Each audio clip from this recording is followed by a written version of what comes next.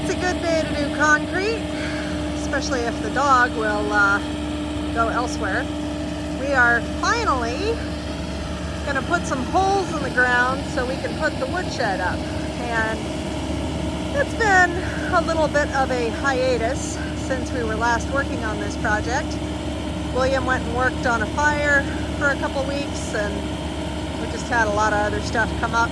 But you might notice that it's actually kind of gloomy and rainy today, which is highlighting the need for us to get our firewood situation resolved.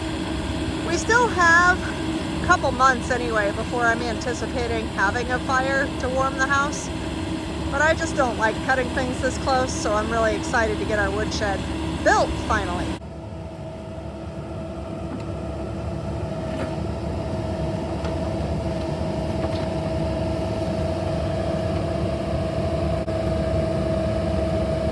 Have some finesse there. Looks like he's pretty well got it.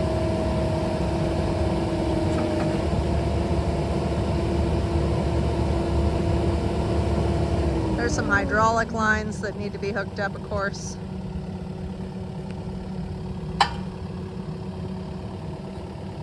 You want to talk about any of what you're doing right now? I got this nifty adapter for my excavator so I can put skid steer attachments on it without actually just having to change the whole bracket. So now the auger's on, gotta disengage the thumb, hook the hoses up, we're gonna drill. All right.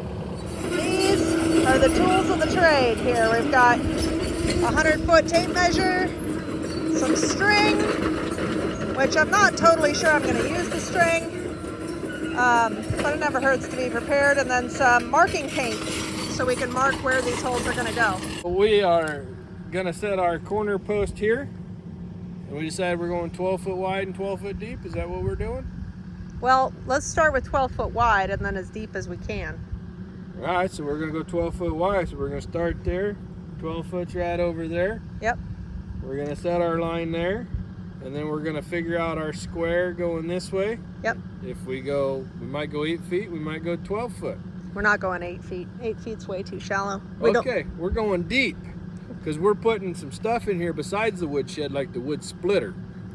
Possibly, yeah, if there's enough I room. thought that was the original intention. Well, it is, but I'm kind of thinking that if I can put an overhang. If we do a big overhang, we can Exactly. definitely park something behind That's it. what I was kind of thinking we would do. Yeah.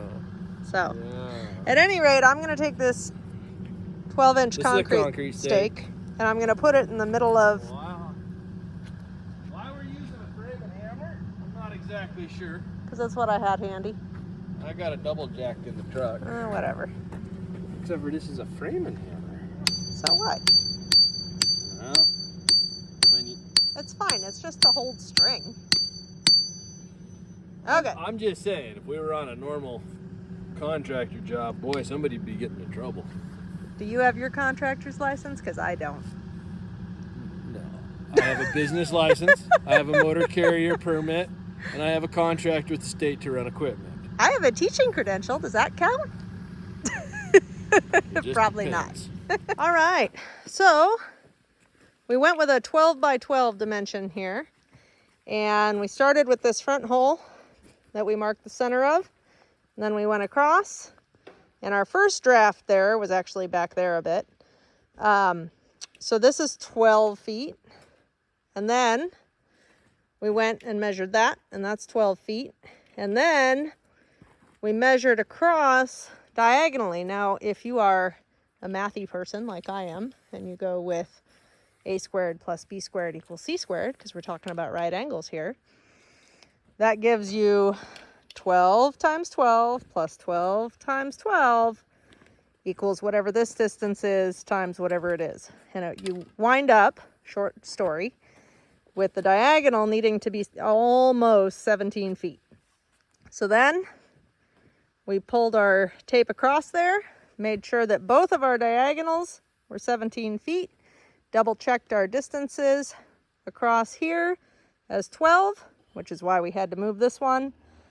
Remeasure, remeasure, remeasure, and we're good to go.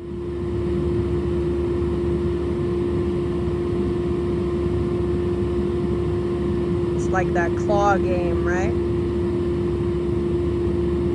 That's pretty good.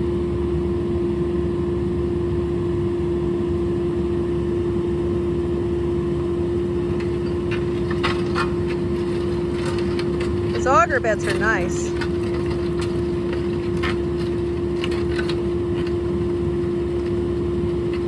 Now I'm betting I might have to go turn on the hose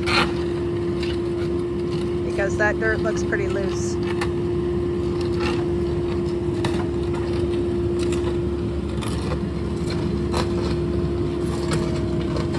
Socks. The ground here is really interesting. In certain places, yeah. In certain places, it's really stays moist, and in other places, it really is not, even when those places are very close together geographically. So you just kind of never know what you're going to wind up with. When we drilled the holes for the foundation for the house, we wound up with some really nice dirt that held its shape beautifully. But then when we put in the solar array, right there, we wound up with basically dust. And it's pretty close together. So you just never know. Keeps it interesting.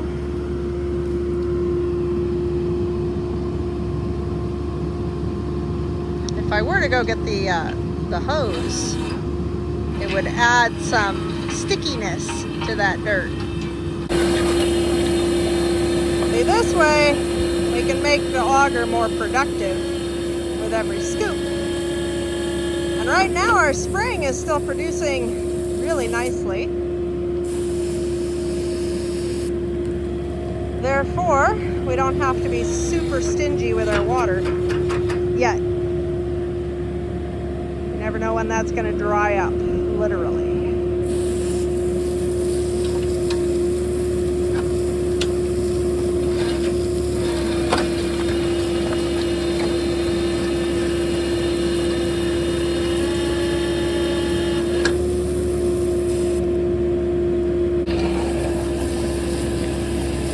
This one kind of prepped while he's working on that one.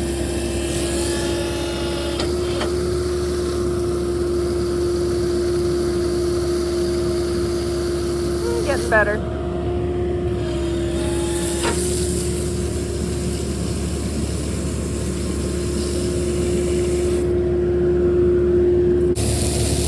So I'm going back over here because he's going to come back to this one, and if you can let the water seep in, it's always good.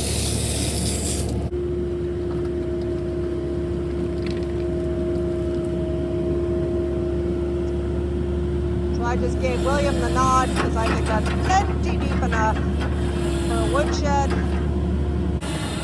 One thing to mention, when he brings that auger bit up, you'll see there's a blue band on it. What he did was measure 2 feet. And that way he can tell from inside the machine when he's deep enough.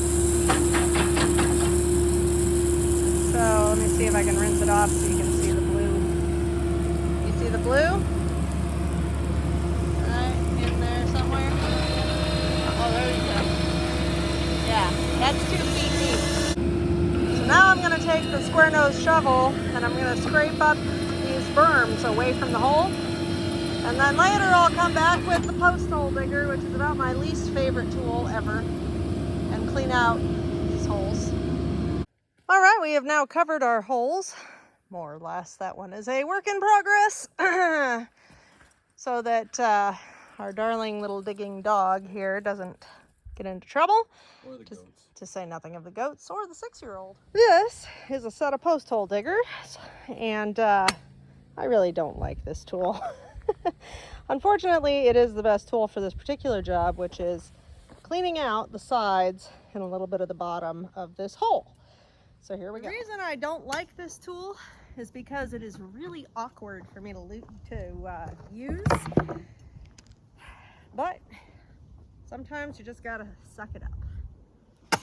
So we go straight down, we squeeze it together, we pull it out.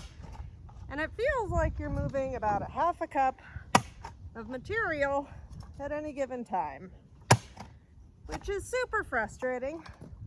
And if you're short like me, sometimes it's better to just get down in there and do it. But this hole is not quite wide enough for that. So here we are.